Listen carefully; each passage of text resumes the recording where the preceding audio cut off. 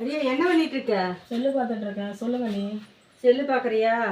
நான் பக்கத்து வீட்டுல பரிமளா வீட்டு வரைக்கும் போயிட்டு வர்றேன். அவங்க மாமியாவுக்கு உடம்பு சரியில்லையா? என்னாச்சு? தெரியல, வர சொன்னா. நான் போய் பார்த்துட்டு வந்துடுறேன். சரி, நீ இட்லி ஊத்தி வச்சிரு. சரிங்க நீ. சரி, நான் போயிட்டு வந்துடுறேன். மறக்காம செஞ்சு வச்சிரு. சரிங்க நீ போங்க.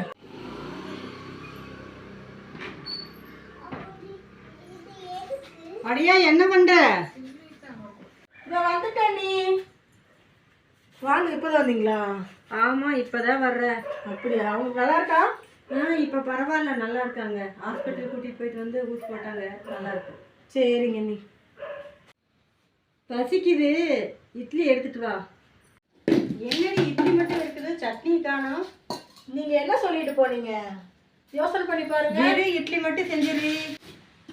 என்ன சொன்னீங்க பாத்தீங்களா?